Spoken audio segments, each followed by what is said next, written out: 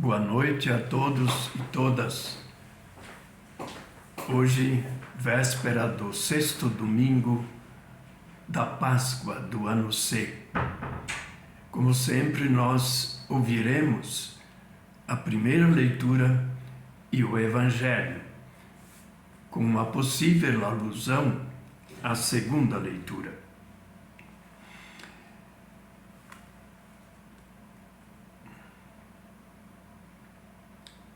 Primeira leitura. Leitura dos Atos dos Apóstolos.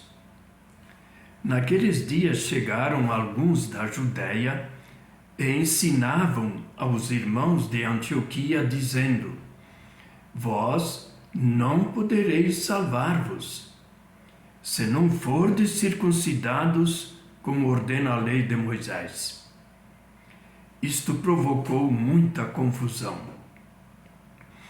E houve uma grande discussão de Paulo e Barnabé com eles.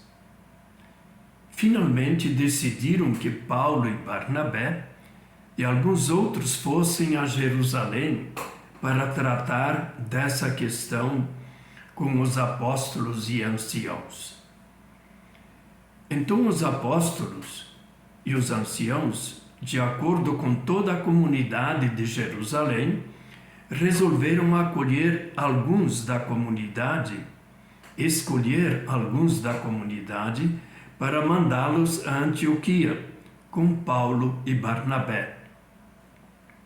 Escolheram Judas, chamado Barsabás, e Silas, que eram muito respeitados pelos irmãos.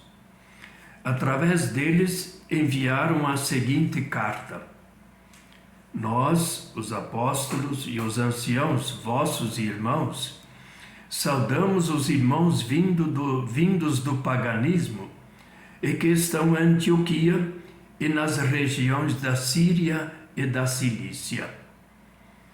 Ficamos sabendo que alguns dos nossos causaram perturbações com palavras que transtornaram vosso espírito.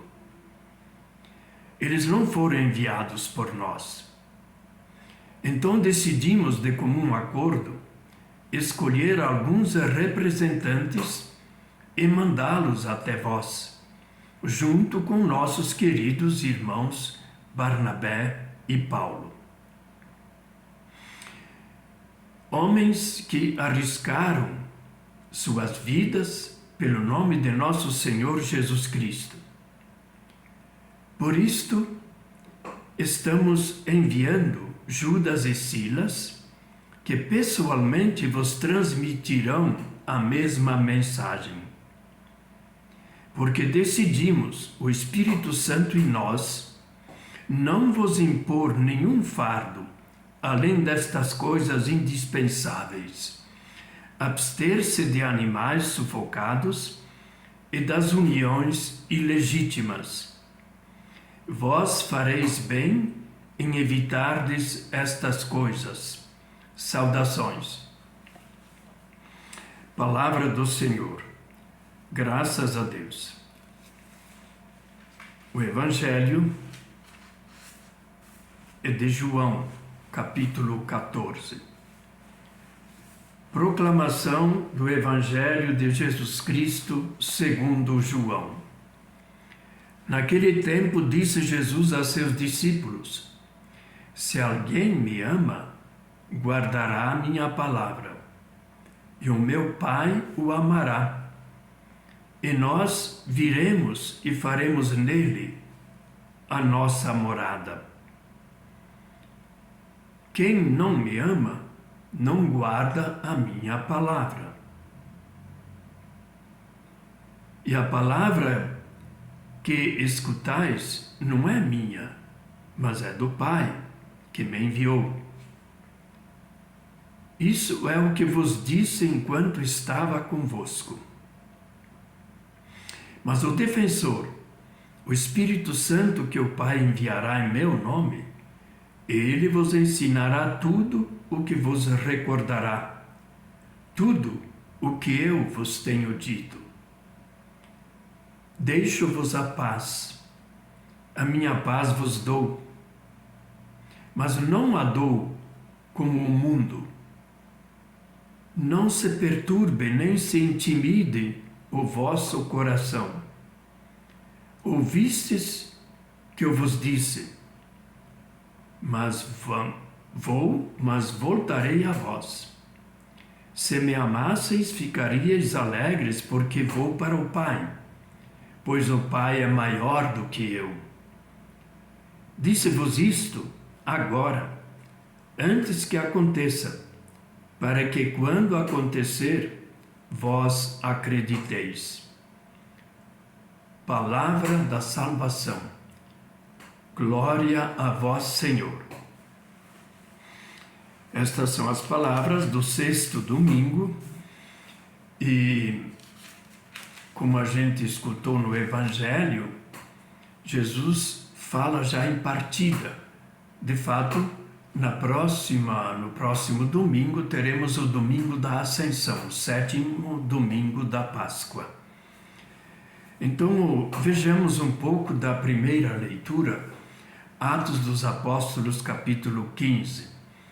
Para entender o que está acontecendo, é bom recordar algumas coisas que o livro dos Atos nos recorda. O próprio evangelista Lucas é autor desse segundo livro, que é uma espécie de história da igreja.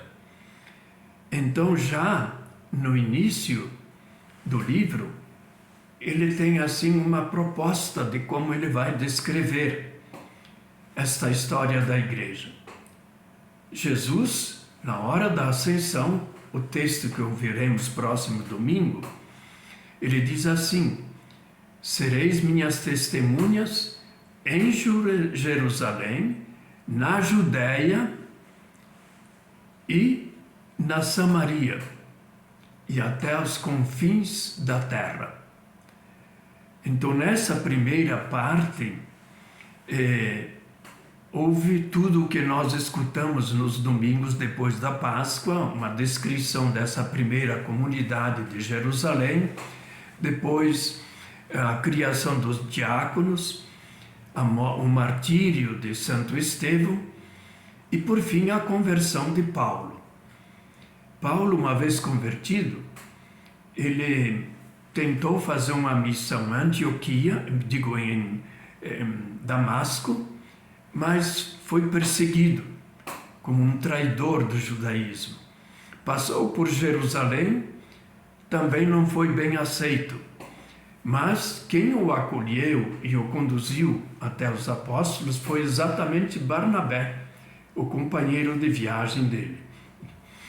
E aí, então, também um detalhe, que no capítulo 11, depois do martírio de Santo Estevão, então, não poucos cristãos, diz Lucas, fugiram, por exemplo, para o Chipre, e do Chipre foram para a Antioquia da Síria. E alguns, então, pregaram o nome de Jesus e a doutrina diretamente só aos judeus. E outros, com mais liberdade, pregaram também aos pagãos. E a comunidade de Jerusalém enviou Barnabé para verificar o que estava acontecendo, porque isso não estava escrito na Bíblia ainda do Novo Testamento. E Barnabé foi enviado, porque era um homem de coração bom, vinha do Chipre, uma mentalidade mais aberta, e ele ficou encantado com aquilo. Eles pregavam aos pagãos e eles se convertiam com mais facilidade que os próprios judeus. Por isso, mais tarde, então, Barnabé vai procurar Paulo já convertido, em Tarso. E os dois ficaram, então, 1 ano pregando lá e conhecendo, em Antioquia. A partir da comunidade de Antioquia, eles foram escolhidos como missionários para o mundo pagão.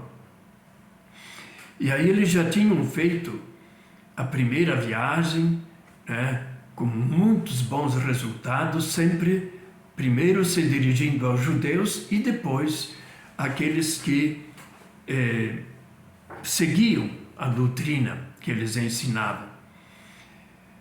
E prestaram contas, a comunidade de Antioquia ficou alegre, e aí o texto de hoje lembra que alguns homens não enviados pelos chefes da igreja de Jerusalém, que eram de origem judaica, é claro, né?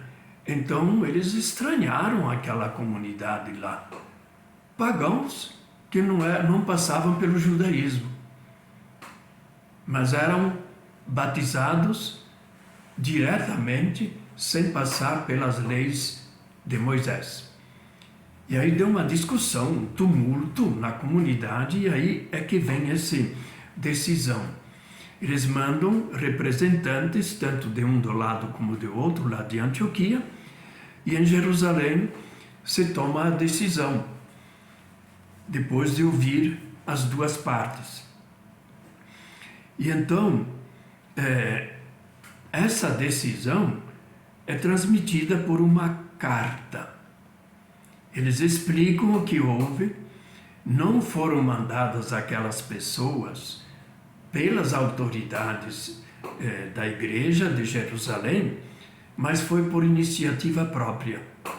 E então, em relação aos pagãos, eles, digamos, colocam o mínimo de exigências.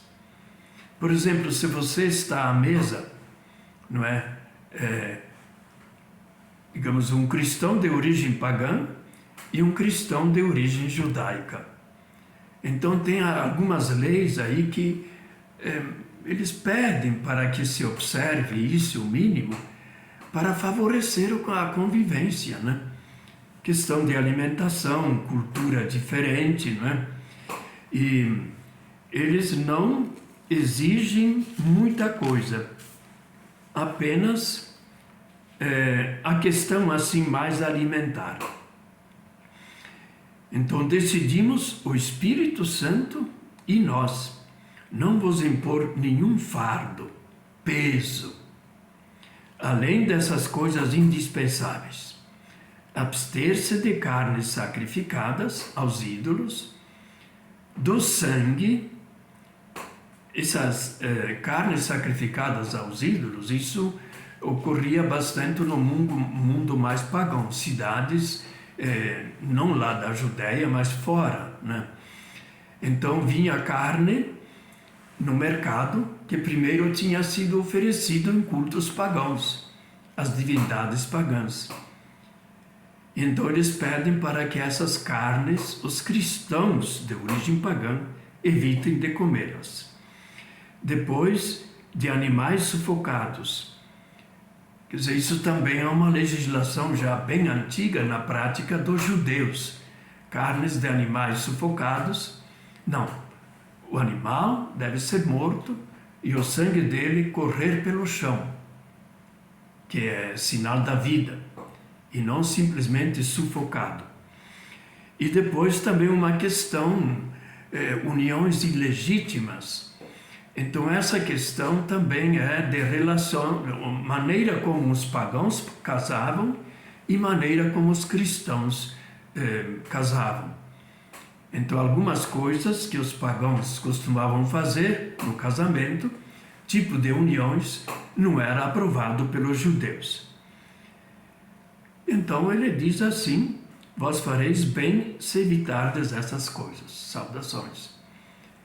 Então é um testemunho da igreja que se abre para outras culturas e outras mentalidades, outros costumes. O que importa é o amor a Cristo, a fé em Jesus Cristo, Ele que morreu por nós, ressuscitou e quer que todos, pagãos, gregos, né, ou judeus, sejam um só povo, isto é, gregos naquele tempo, mas hoje qualquer outra cultura. Então é um passo importante para a igreja. E aí vem também a questão nossa, né? da vida do dia a dia. A gente fala muito de racismo, mas também de preconceitos religiosos.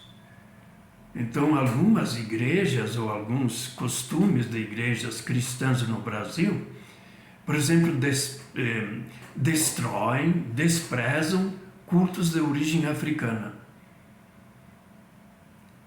A lei do Brasil permite todos esses cultos, mas algumas pessoas os proíbem e desprezam, perseguem.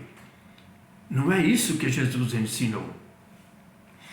E o Evangelho de hoje, então, é do capítulo 14, e é um texto assim, todo o capítulo vale a pena a gente ler para ver como que Jesus está respondendo a perguntas. Então tem várias perguntas. Uma vez é um tal de Judas, não o Iscariotes, Judas apóstolo. Nós temos a igreja de São Judas Tadeu, né? E então faz uma pergunta, e aqui é Filipe, um outro discípulo de Jesus. Esse Filipe, Jesus, segundo o Evangelho de São João, foi o único que ele chamou diretamente. Não foi Pedro. Pedro foi convencido pelo irmão dele, André. E então, ele pergunta, mas mostra-nos o Pai, isto nos basta. Jesus falava tanto do Pai do céu, que eles estavam meio impacientes, né? E então Jesus responde, Filipe, quem vê a mim, vê o Pai. Então nós estamos diante de um texto assim, de uma teologia muito profunda. E vale a pena a gente prestar atenção nas palavras para ver como Jesus vai revelando o mistério da sua encarnação, por que o Filho de Deus se encarnou em Jesus de Nazaré, né? Então, se alguém me ama, guardará a minha palavra. Tudo no Evangelho de hoje gira em torno do amor. Do amor de Deus revelado por Jesus Cristo, que entrega a sua vida para nos salvar. Mas tudo isso dentro desse mistério de Deus que age entre nós. Então, guardará a minha palavra quem me ama. Não adianta dizer Senhor, Senhor, se eu não faço o que Jesus me pede. E o Pai o amará. Se o Pai e o Filho são um só, junto com o Espírito Santo, então, quem observa a palavra de Jesus, o Filho de Deus encarnado, o Pai o amará. E agora o segredo que Jesus revela. E nós, Pai e Filho, e o amor é o Espírito Santo, viremos a Ele e faremos nele a nossa morada. No Evangelho de São João, no primeiro capítulo, se diz que Deus enviou a palavra, quer dizer, um gesto de comunicação, que se fez carne no seio da Virgem Maria. E ele morou numa tenda entre nós.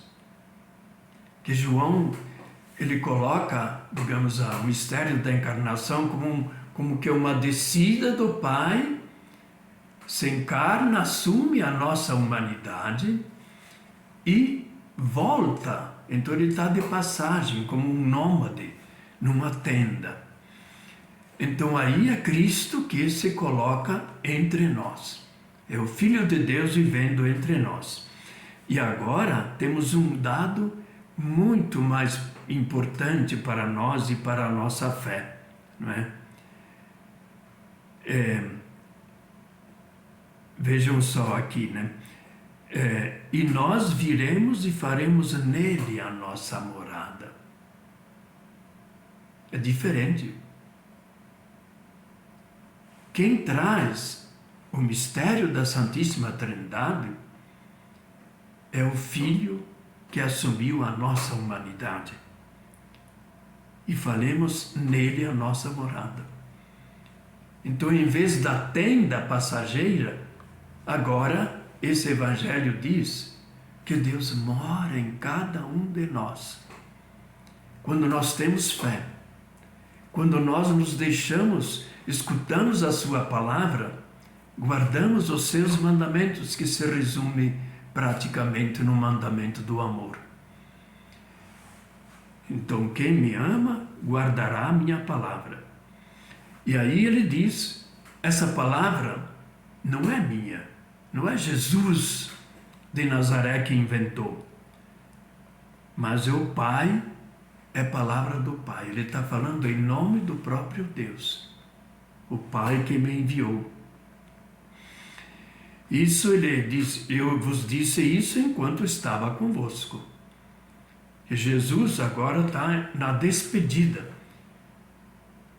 E é praticamente um Jesus ressuscitado que está falando aqui.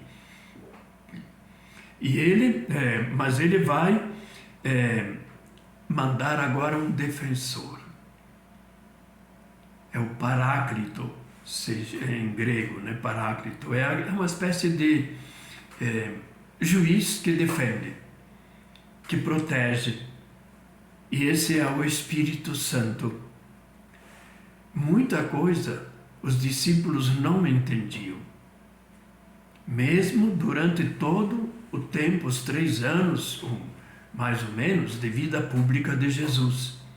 Então ele diz, o Espírito Santo, primeiro ele vai ensinar e recordar tudo o que eu vos tenho mandado. Mas ele também, noutra parte deste capítulo 14, se diz que ele vos ensinará coisas novas.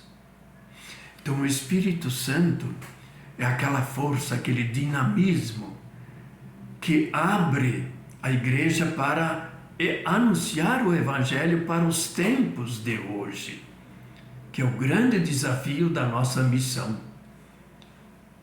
Deus continua presente em cada um de nós, se nós o amamos, observamos os seus mandamentos, né? E aí então Jesus, tendo dito que vai enviar o Paráclito, então ele diz, olha, não se perturbe, mas não tenham medo no vosso coração, que um dia Jesus voltará. Ele volta, mas primeiro ele morre crucificado. E ele volta no fim dos tempos. Se me amasseis, ficaríeis alegres, porque eu vou para o Pai. E o Pai é maior do que eu. Então, vejam, é um mistério da vida cristã. Não é algo para a gente ter simplesmente guardado em seu coração na nossa relação com Deus, mas esse amor é um amor exigente. Amai-vos uns aos outros como eu vos amei, diz Jesus na última ceia. E esse capítulo faz parte das falas de Jesus na última ceia. É uma espécie de testamento de Jesus. E as últimas palavras que ele deixa se resumem numa única palavra: amor. Amor a Deus sobre todas as coisas e ao próximo como a si mesmo. Mas amar o próximo, o exemplo é do próprio Jesus, como eu vos amei, capaz de dar a sua vida, o bom pastor, pelas suas ovelhas. Então, com alegria, podemos celebrar amanhã, né, participar da Santa Missa, mas sempre prestando atenção nessa riqueza da Palavra de Deus. Então, bom domingo a todos e que Deus abençoe as nossas famílias.